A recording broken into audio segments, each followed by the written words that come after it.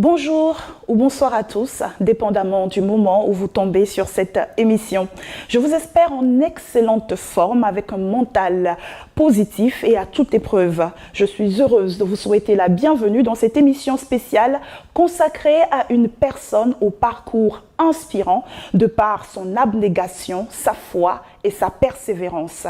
Komi Apeche est un officier de l'armée américaine, un capitaine pour être plus précise, auteur de plusieurs livres et ingénieur des systèmes de base de données pour l'armée américaine. Alors, cette émission va se dérouler, on peut le dire, en 3 parties. Une première consacrée au parcours de notre invité, qui nous parlera des difficultés qui ont jonché sa carrière, ou du moins son parcours. Une seconde consacrée à ses ouvrages, je vous le disais tantôt, il en a 2 que vous découvrirez si vous ne connaissez pas encore. Et une troisième que je vous laisse découvrir si vous faites le choix de rester avec nous jusqu'à la fin de cette émission. Merci de nous choisir. Restez avec nous, installez-vous, mettez-vous à votre aise. Croyez-moi sur parole, vous allez apprendre beaucoup de choses intéressantes et importantes pour mieux organiser votre vie. L'invité du jour, je viens de le dire, il s'appelle Komi Apeche. Bonsoir ou bonjour. Bonjour, bonsoir. Comment allez-vous? Je vais bien. D'un premier ou tout de go, j'ai envie de savoir, parce que je me suis un peu intéressée à vous, j'ai lu vos ouvrages où j'en ai appris un C sur votre départ du Togo il y a un peu plus d'une vingtaine d'années peut-être, et aujourd'hui, ou du moins pour en arriver à travailler au Pentagone. Comment est-ce que cette magie-là s'opère? Parce que moi j'appelle ça de la magie. Oui. Et pour tous ceux qui nous suivent, moi, c'est Komi Apeche. Je suis né au Togo, grandi au Togo, étudié la plupart du temps ici jusqu'à ma première année à l'université de Lomé, avant de quitter le Togo en mars 2004. Donc, ça fait 20 ans, cette année que je suis aux États-Unis, et mon parcours a été atypique. Quitter le Togo, traverser des difficultés, et pour se retrouver aujourd'hui, capitaine de l'armée. Moi-même, des fois, je me dis que vraiment, c'est la grâce de Dieu, mais aussi il y a du travail que je vais discuter un peu plus en détail. Mais donc, comme il a fait, c'est ce Togolais qui a quitté Tokoindoumansese ou bien Adéoui, grandi ici pour se retrouver de l'autre côté de l'Atlantique et maintenant qui essaie de partager son expérience avec mes frères et sœurs, que ce soit dans la diaspora ou bien ici au Togo. Donc, en bref, c'est ça comme il a fait. D'accord. Alors, qu'est-ce qui vous a donné l'envie de partir précisément aux États-Unis? Et à votre arrivée sur le continent américain, comment ça s'est passé? Bon, l'envie de partir est née d'abord en classe de 3e, lors des cours d'histoire, géographie. Et j'avais un professeur dans le temps qui, quand ça venait des États-Unis, il était passionné. Il l'appelait, c'est un melting pot, un pays où les rêves sont possibles. Malgré que lui-même, il n'a jamais été aux États-Unis, bien vécu aux États-Unis. Donc, il parlait avec cette passion de ce pays. Et c'est de là où j'ai commencé moi aussi par rêver que ça, c'est un véritable pays que j'aimerais bien découvrir. Il dit que c'est un pays où vous pouvez aller avec sans rien. Et en l'espace des années, si vous êtes bien déterminé, vous pouvez accomplir vos rêves. Donc, du lycée, à partir de la 3e jusqu'au lycée, le rêve là ne m'a jamais quitté. Et ensuite, quand j'ai eu mon bac, j'ai commencé par faire la demande dans les universités américaines. Donc, j'ai commencé par postuler pour un visa étudiant. Premièrement, c'était en 2001, ça n'a pas marché. En 2002, ça n'a pas marché. En 2003, ça n'a pas marché. Et enfin, en 2004, en mars 2004, ça a marché. Enfin. Enfin. Après 4, ou à la 4e tentative. À la 4e tentative. Donc, du coup, déjà, j'aimerais profiter pour dire à plein de personnes que, en fait, c'est ça le parcours de la vie. Il y a des choses que tu dois essayer plus d'une fois avant que ça ne marche. Donc, je retiens que ce n'est pas parce que ça ne marche pas du premier coup que ce n'est pas fait pour toi. Non. Peut-être qu'il faut montrer à l'univers ou à Dieu que tu es déterminé à obtenir cette chose et que tu ne baisses pas les bras. Absolument. Et dans cette optique, j'avais fixé comme objectif que je vais essayer 5 fois pour les États-Unis. Ah. Ouais. Donc, vous aviez un quota. J'avais un quota. J'ai dit, je vais essayer 5 fois. sur 5 années. Et si ça ne marche pas, alors bon, je pense que l'univers me dit que voilà, il y a un autre chemin quelque part, il faut passer à autre chose. Mais malgré que j'étais jeune, j'avais déjà cette mentalité que je devais essayer. Je devais essayer. Donc, 4e fois, ça a marché. Bon, maintenant, j'ai quitté le Togo un 23 mars 2004 et je suis arrivé aux États-Unis le lendemain, c'est-à-dire le 24 mars 2004. Et à ma grande surprise, j'ai été stoppé à l'aéroport. Hein? Et du coup, l'entretien avec l'agent d'immigration ne s'était pas bien passé parce qu'il y avait problème de langue. Il parlait anglais, moi je ne comprenais pas beaucoup d'anglais. Et il me posait des questions, je répondais oui ou non, hein, dépendant de comment j'imaginais la question. Mais ce que beaucoup de nos compatriotes, ou bien tout le monde ignore, que chaque visa te donne l'opportunité de te présenter aux portes des États-Unis. Maintenant, c'est à l'agent d'immigration qui peut décider de faire un petit entretien avec toi pour t'admettre sur le territoire américain. Nous tous, on pensait que tu as visa, c'est fini, tu vas partir. Oui. Mais ce n'est pas toujours le cas. Dans la loi, chez eux là-bas, si tu viens, tout passager qui vient, tu peux être, donc juste, on peut te poser des questions. Et si l'agent détermine que, bon, ton histoire ne sait pas, si tout quelque chose, il peut dire, monsieur, vous n'êtes pas admissible sur le territoire. Moi, mon problème était que ma rentrée avait commencé le 15 mars et puis j'arrivais le 24 mars. Donc, ça fait déjà plus de 2 semaines de retard. Mais dans leur règlement, il faut que j'ai une autorisation spéciale de l'université pour me dire que, bon, puisqu'il y a plus de 2 semaines de cours, qu'ils m'autorisaient à venir. Moi, je ne savais pas. Bon, dans le temps, tu as eu un visa, il faut partir. C'est comme ça que il me posait la question, genre, bon, tu viens pour étudier, oui, non. Et c'était intéressant. Et il m'a posé la question de savoir si j'avais dit à l'université que je devais être en retard. L'université a dit non, qu'ils savaient que, bon, ils m'ont donné l'autorisation de venir, d'obtenir le visa, mais pas, à ce qu'ils sachent, je ne suis pas... Ils n'étaient pas informés de votre retard. Voilà. Et c'est comme ça, ce malentendu administratif m'a coûté le fait que l'officier a déterminé que bon, je ne remplissais pas selon lui les conditions d'admission, que je devais retourner au pays, redemander peut-être un autre visa ou bien contacter mon école pour faire des processus administratifs.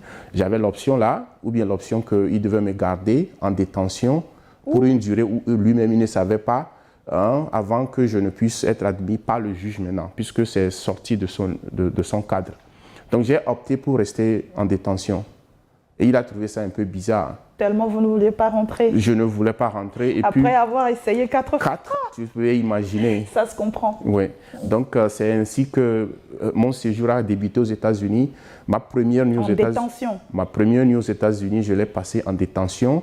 Ma première photo prise aux États-Unis, c'était une photo de prison. Au fait, si vous cherchez mon nom sur Google, vous pouvez trouver cette photo. J'étais si jeune à l'époque et tu vois mes visages, c'était très aminci par rapport à aujourd'hui. Donc c'est comme ça que j'ai démarré ma vie aux États-Unis, pas dans les meilleures conditions. Mais après plus de 4 mois et demi passés en détention, finalement on m'a libéré un 19 août 2004. Donc de là, maintenant j'ai commencé la vie comme tout immigrant aux États-Unis. Je n'ai rien de spécial là-bas, des petits boulots ici, là.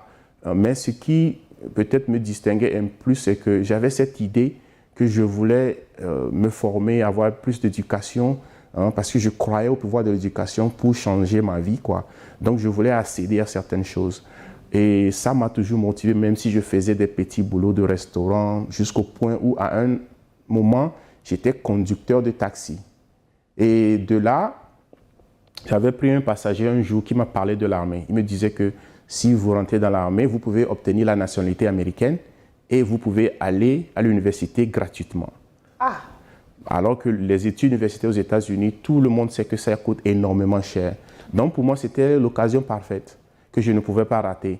Et c'est comme ça que j'ai rejoint l'armée et le reste est devenu histoire. Donc j'ai rejoint l'armée depuis 2010. Donc j'ai fait 14 ans que je suis dans l'armée. Et j'étais d'abord homme de rang, puis sous-officier, puis officier, parce que je continuais mes études.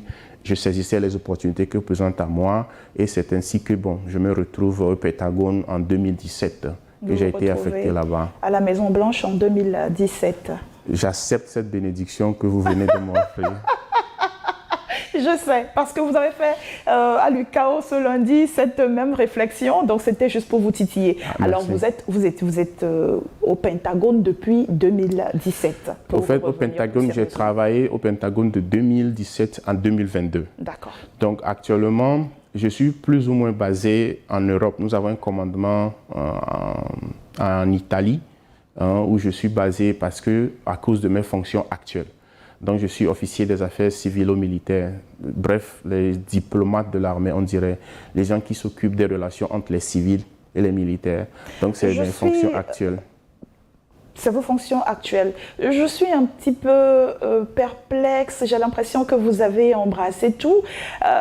Bon, peut-être que tout ça vous passionne, vu qu'on parle de nos jours des multi-talents, des multi-potentiels. Voilà. Je vois que vous avez des études d'ingénieur, vous avez fait des études de diplomatie aussi. Relations internationales. Psychologie. J'ai des formations aussi. D'accord. Comment on passe de la psychologie ou voilà, des relations internationales à l'ingénierie? Est-ce que c'est pas un déphasage, le monde des lettres et des Au fait, pour revenir un peu en arrière, au fait, j'ai eu un bac G2 pour commencer là-bas. Donc, j'avais eu un bac G2. En général, ici, on dit comptabilité. Voilà. Donc, j'étais prédestiné pour faire la comptabilité. D'accord. Mais je pense que mon parcours peut illustrer un peu ce que l'homme est capable de faire. Ce que l'homme est capable. Tout le monde n'est pas né super intelligent. Tout le monde n'est pas né doué. Mais je suis convaincu qu'il y a un aspect de l'homme qui peut apprendre. Donc, au fait, ça fait partie de mes messages aujourd'hui, surtout pour la diaspora, ceux qui viennent aux États-Unis. Ne te limite pas du fait que j'ai étudié les lettres et que je suis aux États-Unis maintenant, je dois forcément évoluer dans les lettres. En fait, et puis c'est le pays qui te donne l'opportunité. Il suffit d'accepter tes nouveaux challenges. Et c'est ça qui fait que moi-même, quand je me retrouvais dans les classes d'ingénierie informatique, d'abord je me posais la question si je pouvais faire ça. Mais bon, j'avais eu des professeurs qui expliquaient que voilà, l'ingénierie informatique, c'est aussi un langage. Comme tu as appris le français, l'anglais, il faut savoir comment les choses s'appellent et progressivement tu t'y mets. Peut-être que tu vas travailler doublement si tu n'es pas dans ton zone de confort. Et c'est normal, mais il ne faut pas te limiter, puisque le potentiel humain est infini. Moi, je crois en ça, puisque qui suis-je pour être ici aujourd'hui? Bon, d'abord la grâce de Dieu, mais je me suis toujours dit que, bon, si quelqu'un peut le faire, je peux aussi le faire. Et c'est le message que j'essaie de partager aujourd'hui avec la plupart des gens, disent que essayez quoi, essayez d'abord, voir si ça peut marcher pour vous. Donc, c'est ça qui donne un peu ce parcours. Pas atypique. Atypique, oui. On accepte le mot atypique. Oui. Je retiens de votre intervention 2 points qui me semblent clés. En premier, il faut que l'être humain accepte qu'il a un potentiel infini. Oui. Il faut qu'on sorte, en deuxième point, de notre zone de confort. Oui. Ne pas se dire, je suis peut-être moi, Sonia, parfaite, Logonda, douée pour les lettres ou douée avec les mots, mais n'empêche que si je me retrouve un jour dans une certaine situation, il faut rester ouvert. À apprendre. Parce que comme on le dit, l'apprentissage ou l'éducation, c'est un voyage et non une destination. Absolument. Tant qu'on le veut et qu'on s'en donne les moyens, on le peut. Et pour finir ceci, je dirais aussi que la plupart des immigrants le font, consciemment ou inconsciemment, parce que quand nous arrivons aux États-Unis particulièrement, bon, il inclut le Canada ou bien d'autres pays, d'abord on trouve des boulots qu'on peut, parce qu'on ne parle pas la langue. Souvent, restauration, hôtellerie, tout ça. Donc moi, j'ai travaillé dans les restaurants comme cuisinier. Et ensuite, je suis parti dans les entrepôts où on fabrique dans les lignes d'assemblage des matériaux, des pièces de voiture. Et ensuite, j'étais conducteur de taxi. Donc vous voyez déjà qu'on le fait dans nos vies. Hein. Des fois, on fait ici un peu... L'instinct de survie. Voilà. Donc, si tu acceptes ça, que bon, je ne suis pas prédestiné à faire ceci, mais bon, je suis là, l'opportunité est là, est-ce que je peux le faire? Donc, si on peut suivre encore ceci-là, hein, c'est quelque chose qui est possible, que l'homme peut s'adapter, apprendre, fournir d'efforts, hein, ça c'est certain, il ne faut pas se mentir pour y arriver. D'accord. Ça me conduit à votre bibliographie. Vous avez 2 livres, ce qui est encore étonnant parce que vous n'avez pas fait les lettres à la base et si je prends la filière ou du moins la série que vous avez faite au lycée, c'était G2 et en général ce n'est pas considéré comme une série littéraire. Oui. Vous avez fait également des études d'ingénierie, mais vous en êtes aujourd'hui à rajouter une corde de plus à vos nombreux arcs, oui, qui est celui donc d'écrivain, d'auteur. Votre premier livre, c'est À la poursuite de mon rêve, mais oui, publié en anglais, je crois, Chasing My Dream. Voilà, donc traduction, À la poursuite de mon rêve, que voici. Oui. Il est sorti en quelle année? Qu'est-ce qui vous a donné l'envie de partager votre histoire, votre parcours avec le monde?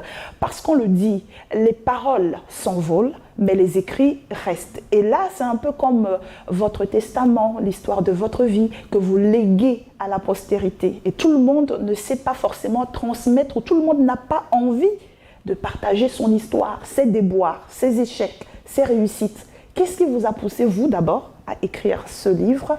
En quelle année il est paru? Et voilà, on veut tout savoir. Oui, Chasing My Dream en anglais, ou À la poursuite de mon rêve, est sorti le 1er octobre 2018. Donc ça fait 6 ans que ce premier livre est sorti. Bon, qu'est-ce qui m'a poussé à écrire? Au fait, entre 2014 et 2015, j'étais en mission à Djibouti. Et avant de partir en mission, j'étais sous-officier, j'étais sergent dans l'armée. Et j'avais rempli les conditions pour postuler, pour devenir officier. Quelque chose qui est normal chez nous, comme progression de carrière. Donc, ma demande a été acceptée. Et quand ça a été accepté, on devait me faire la cérémonie de prestation de serment en tant qu'officier.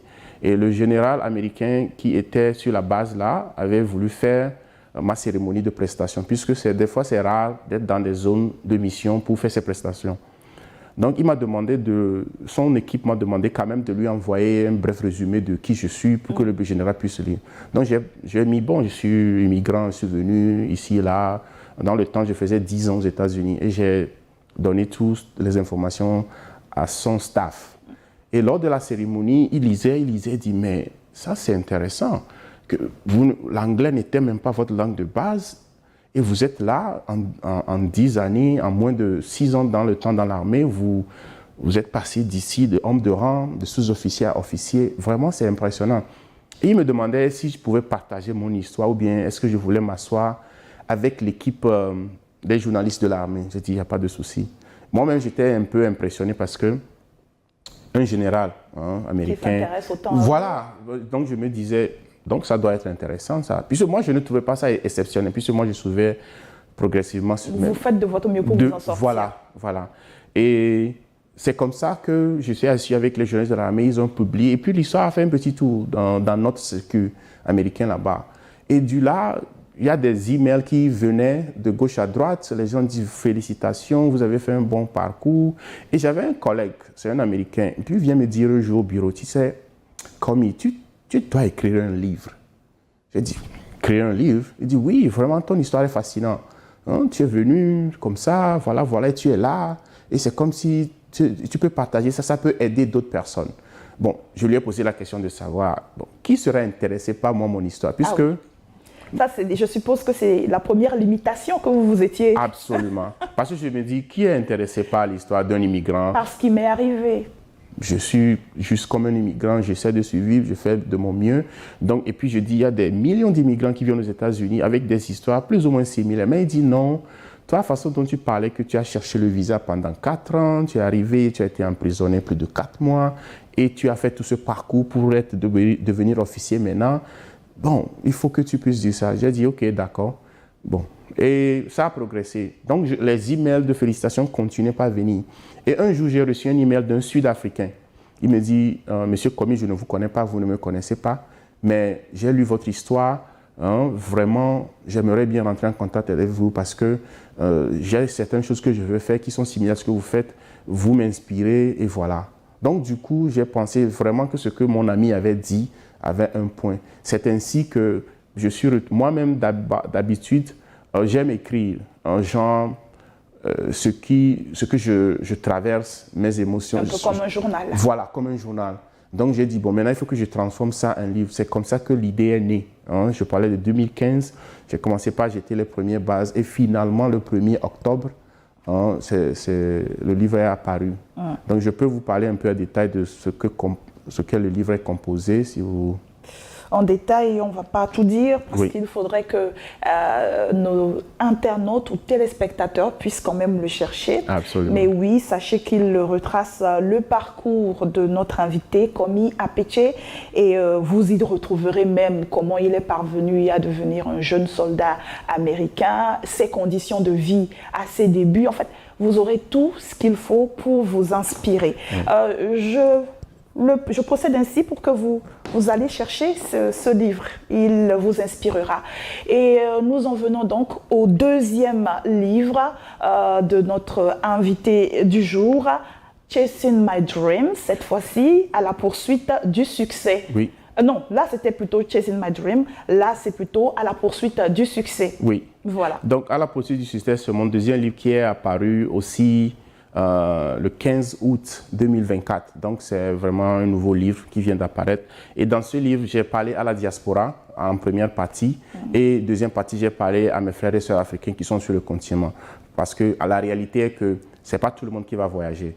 Les gens vont aussi vivre leur vie ici, sur notre continent. Et réussir. Et réussir leur vie. Et qui n'ont rien envie à ceux qui sont partis. Donc, dans cette première partie, je me suis adressé à la diaspora de savoir, c'est un secret que accepter votre réalité, puisque des fois les gens viennent, mais ils ont toujours la mentalité d'ici, ou bien ils s'attellent toujours à dire, moi au pays, je faisais ça, moi au pays, je suis ça. Donc j'ai essayé de leur dire que maintenant, tu es sur le territoire américain ou canadien, dans la diaspora, accepte ta nouvelle réalité et fais-en quelque chose d'autre. Donc j'ai parlé de comment décider s'il faut étudier ou bien il faut faire de l'entrepreneuriat. J'ai parlé de tes 3 premières années, comment s'atteler, parce que ces 3 premières années dans la diaspora, c'est crucial. Et puis des fois, on ne sait pas, on laisse le temps passer et on se retrouve plus tard à des regrets. Donc, j'ai parlé de 10 secrets au moins pour la diaspora, hein, pour pouvoir s'en sortir. Et je suis basé sur des exemples pratiques. Hein. Ce n'est pas des choses théoriques. Hein. Je parle de choses que j'ai vécues, ou bien je connais des amis qui ont vécu. Et j'ai même partagé l'histoire d'une autre personne qui aussi est immigrant aux États-Unis. Deuxième partie, je me suis adressé aux gens qui sont sur le continent. Hein, que nous devons ouvrir les yeux, l'Afrique nous appartient. Aujourd'hui, nous voyons toutes les puissances se bousculer en Afrique. Et il y a une raison pour ça. Donc, soyons conscients, l'Afrique nous appartient. Je sais très bien que la galère, la misère, les conditions qui sont en Afrique ne sont pas les mêmes en Occident, mais nous devons ouvrir les yeux. Et sachez qu'on peut aussi réussir en Afrique avec le temps. Je sais que c'est difficile. Il ne faut pas que quelqu'un pense que je dis simplement. Mais aussi c'est possible pour ceux qui veulent vraiment s'adonner. Et aussi avec la grâce de Dieu, hein, vous pouvez concevoir des projets ici et progressivement, à la fin, vous saurez que c'est possible aussi. D'accord. Donc, j'ai bien suivi tout ce que vous avez dit et pour montrer à quel point je suis bonne élève, vous avez parlé des 3 premières années, donc l'importance de l'intégration, si je comprends bien. Absolument. Comment, ou les clés et outils pour bien s'intégrer les 3 premières années où on arrive sur un autre continent, on doit embrasser une autre culture, on doit se dépouiller en quelque sorte du vieil homme, des vieilles habitudes et vraiment prendre le train en marche, si je comprends bien. Ça, c'est en quelque sorte la première partie. Alors, la seconde partie aussi m'interpelle parce que c'est bien de noter que tout le monde n'est pas fait pour partir. Et si tout le monde part, qui construirait notre si chère Afrique, il y a ça aussi. Tout le monde n'est pas fait pour partir et surtout tout le monde n'est pas fait pour réussir au-delà, en dehors du continent. Parce qu'on voit aussi des cas où il y a des personnes qui sont là-bas mais qui sont aujourd'hui dans le regret et d'autres qui ont construit toute leur vie en Afrique, qui ne sont jamais partis, mais qui ont vraiment réussi leur vie, enfin, socialement parlant en tout cas. Ils ont des réalisations, ils ont des enfants, ils ont tout ce qu'il faut, ils n'ont besoin de personne pour survivre ou pour subvenir à leurs besoins. Alors, est-ce qu'il y a une façon, je ne sais pas, de se situer, de savoir si on est fait pour partir ou pas, et sinon, ce qui m'amène à ma prochaine question. J'étais, je le disais en début d'émission, à l'UCAO ce lundi pour le lancement, le solennel, voilà, de la rentrée de l'Université catholique du Togo. Vous aviez animé, vous avez tenu la conférence sur les clés justement pour s'organiser et réussir sa vie. Vous y avez partagé des principes. Voilà, donc ma question rejoint ces différents principes, ou du moins celle capitale. Oui. C'est vrai, il n'était pas à l'UCAO ce lundi, oui, mais on va en profiter. Oui, oui. Bon, comment savoir si on est fait pour partir ou pas? Et c'est d'abord si vous avez le désir de partir. Vous devez voir si vous avez les moyens de partir. Et peut-être vous allez essayer de partir sur plusieurs années. Et si ça ne marche pas, peut-être c'est la nature qui vous indique que vous n'êtes pas fait pour partir. Parce que c'est ça, c'est personnel, c'est le destin, c'est Dieu, c'est toutes les c'est mélangé. Donc à chacun sa chance, je dirais, ou bien chacun son destin. Bon, puisque l'immigration a été toujours fait partie de l'humanité, les hommes et les femmes se sont toujours déplacés d'un point à un autre pour diverses raisons. L'exode. L'exode. Voilà. Donc, si nous, on s'attelle au peuple élevé, selon l'histoire, on est venu de quelque part au Nigeria.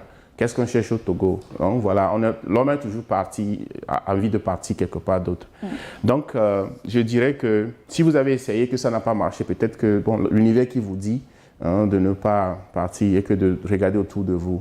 Bon, je sais que la situation socio-économique, souvent, c'est ça qui, de nos jours, fait que tout le monde veut partir. Et je ne peux pas dire que de ne pas avoir ce désir de partir, puisque l'homme a l'instinct de survie.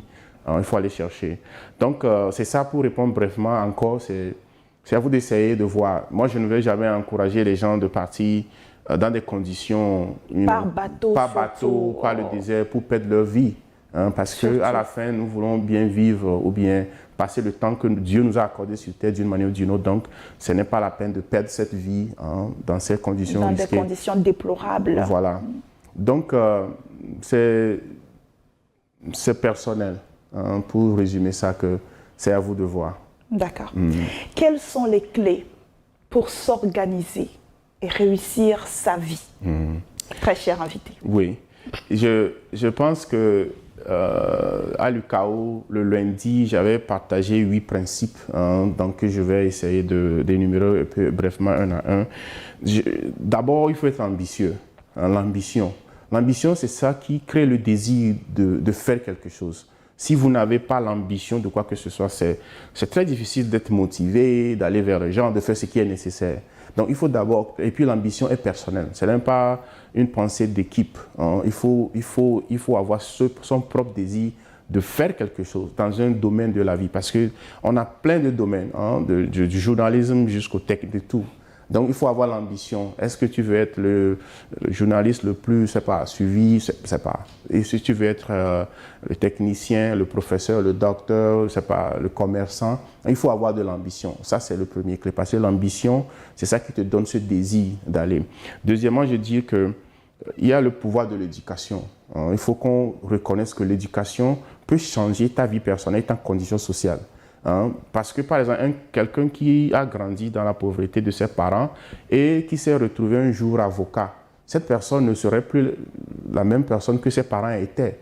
Donc, aujourd'hui, bon, il y a l'éducation formelle où il faut aller à l'université et l'éducation informelle.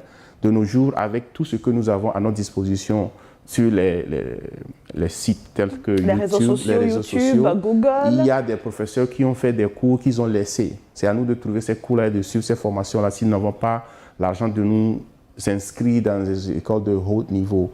Donc aujourd'hui, l'éducation formelle et informelle peuvent contribuer. Donc reconnaître le pouvoir de l'éducation. Troisième point, je dirais qu'il faut s'organiser. S'organiser, c'est-à-dire toi-même, tu dois t'asseoir pour voir comment est-ce que tu peux planifier ta vie. C'est bien vrai, Dieu...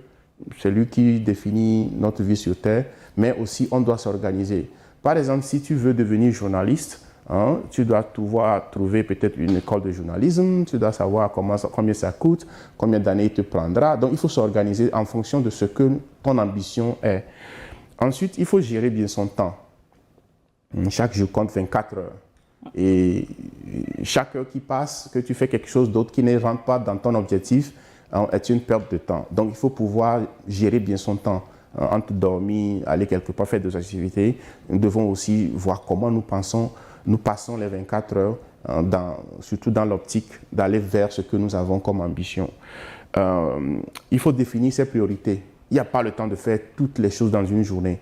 Donc, qu'est-ce qui est important pour toi régulièrement? Il faut que chaque semaine, tu te dis, bon, je dois faire X, Y, Z. Donc, au moins, si tu as tes priorités, lorsque quelqu'un viendra vers toi et dit, bon, Madame Parfaite, viens, on va aller s'asseoir ici, boire un coup, faire quelque chose. Tu dis non, non, non, non. Je dois rentrer à 18h, je dois suivre un cours en ligne qui se passe dans un pays. Donc, il faut savoir ses priorités. Et ensuite, il faut être discipliné et consistant.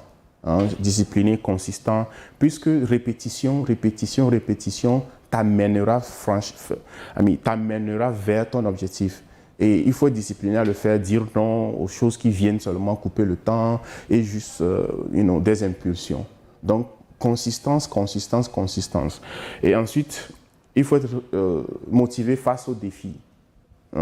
Puisque les défis font partie de la vie. Il y aura des problèmes de famille, des problèmes professionnels.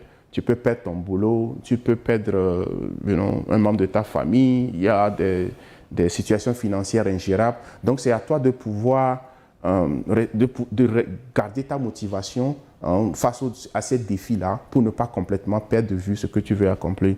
Et enfin, je dirais qu'il faut être décisif.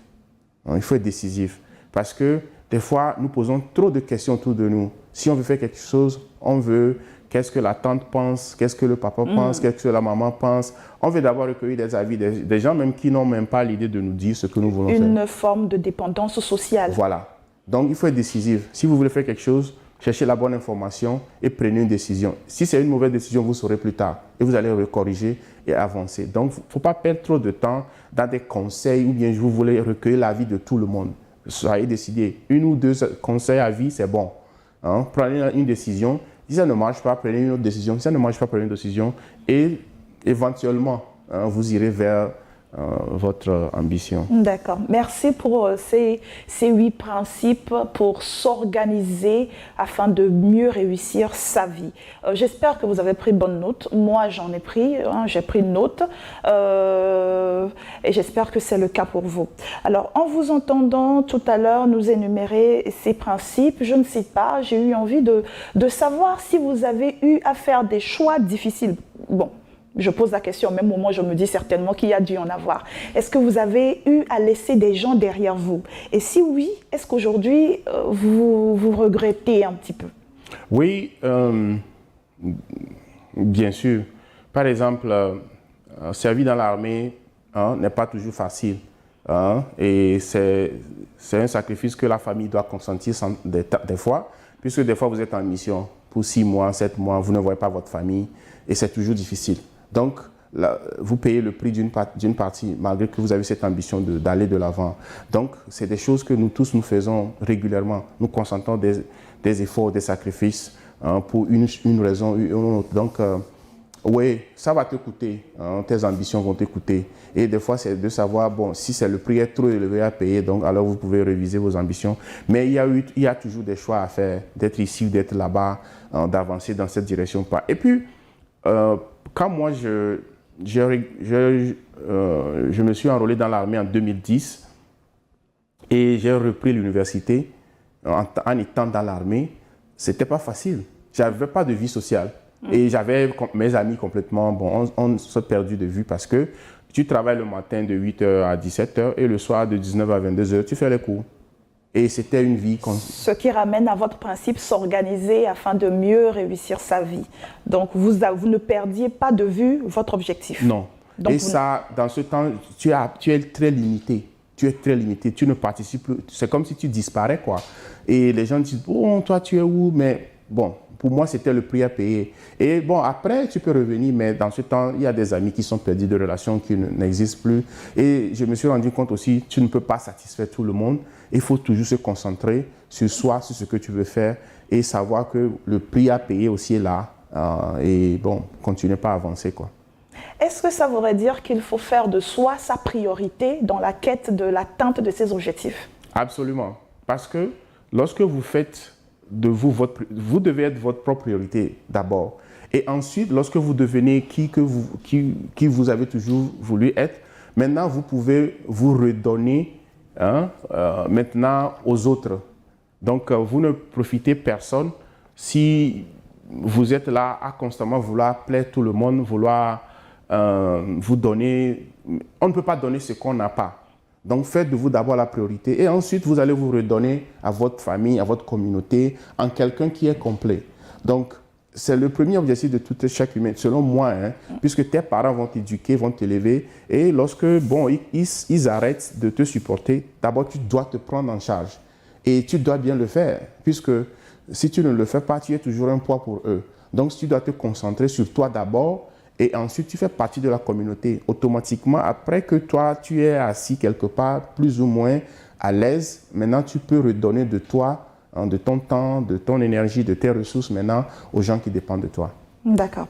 Alors, avant que je n'oublie l'essentiel, où est-ce qu'on peut se procurer vos livres ? À supposer que parmi ceux qui nous suivent en ce moment, certains sont intéressés, que ce soit sur le continent ou peu importe de quel coin de la planète vous vous trouvez, peut-être que vous êtes également immigré quelque part et vous avez envie d'en savoir un peu plus sur les clés pour poursuivre votre succès, vu que ce livre est titré « À la poursuite du succès », les 20 secrets du succès pour tous les Africains. Comment se le procurer? Et pour ceux qui aimeraient en savoir plus sur le parcours de Komi Apeche, américain d'origine togolaise, voilà, c'est ce livre qui est indiqué. Donc voilà, les deux pour ceux qui aiment la lecture. Comment procéder pour l'acquérir? Si quelqu'un vit dans la diaspora et qui aimerait bien se procurer de mon livre, c'est disponible sur Amazon. D'accord. Que vous soyez aux États-Unis, en Europe, Canada, Australie, vous allez sur Amazon, vous tapez soit mon nom Komi Apeche ou bien À la poursuite du succès ou À la poursuite de mon rêve et vous pouvez commander ça. Est-ce qu'il y a une limitation de temps dans la poursuite de ces objectifs? Moi, je ne prends pas en compte l'âge. Je prends plutôt ton niveau d'énergie. Si tu es en bonne santé, il y a plein d'histoires de gens qui ont eu des succès plus tard dans la vie. Déjà, il y a des gens qui ont eu des succès après la soixantaine même. C'est vrai. Très, très loin. Donc, c'est à nous de voir. Si Dieu nous donne santé et que nous sommes en bonne santé, physiquement, mentalement, émotionnellement, pour moi, il n'y a pas de limite de ce que nous voulons faire. Puisque nous ne sommes pas des arbres pour être plantés juste à un endroit permanemment. Nous sommes des êtres humains, nous sommes capables de rediriger nos vies, la direction de nos vies et de pouvoir transformer nos vies si nous, on n'est pas content de là où on est. Donc, si vous, par exemple, Parfait et Sonia, vous dites que, bon, j'aimerais quelque chose d'autre, la première chose à faire, c'est d'identifier quelle est cette chose. Qu'est-ce que vous voulez faire d'abord? Et vous connaissez votre corps mieux que tout le monde. Vous savez comment vous vous portez et vous savez ce que ça va vous prendre pour faire ce que vous voulez faire. Donc, ça commence ce jour par là. Donc, pour moi, limitation d'âge, l'âge n'est pas facteur pour moi. C'est l'énergie, c'est la santé, parce que nous sommes des êtres humains, on tombe aussi malade. Donc, c'est à nous de voir, est-ce qu'on est capable physiquement de faire ce que... Par exemple, si tu me dis, je veux devenir basketteuse professionnelle, je vais te dire, parfaite, regarde-moi, basketteuse professionnelle. Franchise oblige. Voilà. Donc, c'est à vous. Peut-être tu pourrais faire quelque chose dans le domaine du sport, peut-être, mais pas jouer au basket. D'accord. Il faut être aussi réaliste de ce qui est les demandes être réaliste physiques. Dans ses attentes. Absolument. D'accord. Merci infiniment. Quand même un dernier mot à l'endroit de ceux qui vous suivent en ce moment, peut-être les jeunes ou les moins jeunes. S'il y a un dernier mot, même si je crois quand même qu'on a dit l'essentiel, allez-y. Bon, pour le dernier mot, je dirais que, surtout pour les jeunes frères, que tu sois dans la diaspora ou sur le continent, la vie est difficile. Il ne faut pas se mentir. Et je ne sais pas, est-ce que nous avons eu l'idée que la vie devait être facile pour nous. Mais la réalité est que la vie est difficile. Nous naissons dans des conditions que nous ne contrôlons pas. Et c'est notre devoir de nous hisser un peu plus haut à la fin de nos vies. Donc, nos parcours peuvent être différents, nos éducations différentes, nos familles différentes, mais nous avons tous quelque chose en commun, c'est de pouvoir vivre une vie qui est digne. Hein. Donc, si vous êtes né pauvre, hein, vous avez le devoir sur vous de vous sortir de la pauvreté. Et ceci peut prendre des années, hein, j'en suis conscient. Le travail est acharné et des fois, hein, être intelligent ne suffit pas. Il faut trouver les bonnes opportunités. Donc, je vous dirais que cherchez, hein, continuez pas à chercher. Même si vous ne trouvez pas, on vous dit non maintes fois, hein, continuez pas à chercher. Allez dans toutes les directions si c'est possible et soyez organisés puisque c'est sérieux, hein, la vie est sérieuse. On ne peut pas juste s'amuser et espérer que les choses vont tomber pour nous. Bon, ceux qui sont nés riches, ils n'ont pas de problème et peut-être ils ne vont même pas sur l'émission là. Mais si tu sais que tu es né dans des conditions qui requièrent vraiment que tu sois sérieux, tu sois motivé, tu sois organisé, c'est à toi de le faire car personne ne verra faire ça à sa place. Encore une fois, je suis conscient des réalités qui sont en Afrique. Ce n'est pas les mêmes réalités de l'autre côté. Mais des fois, je rencontre aussi des gens qui sont de l'autre côté et qui se plaignent. Je vous dis, mes frères et sœurs, si tu te retrouves de l'autre côté et tu te plains, il faut bien regarder encore ta conception de la vie. Puisque dans ces pays, nous avons plus ou moins la facilité de faire des choses. Donc, c'est à toi de revoir tes priorités et définir une vision pour ta vie et les poursuivre. Donc, comme je le disais, la vie, elle est sérieuse. Prenez soin de vous. Impliquez Dieu dans vos vies, mais vous devez aussi travailler. Vous devez chercher constamment. Et les deux combinés par l'aide de Dieu, vous allez réaliser aussi vos rêves. Merci beaucoup. Merci à vous. Je rappelle une dernière fois que ces livres sont disponibles si vous êtes sur un autre continent ou si vous avez accès à Amazon. Vous pouvez le commander sur Amazon ou les commander sur Amazon. Et si vous êtes au Togo, retenez ce numéro une dernière fois, le 79 63 65 67 et vous aurez gain de cause. C'est la fin de cette émission spéciale. J'espère qu'elle vous a été utile. Merci infiniment pour avoir été des nôtres et je l'espère à très bientôt.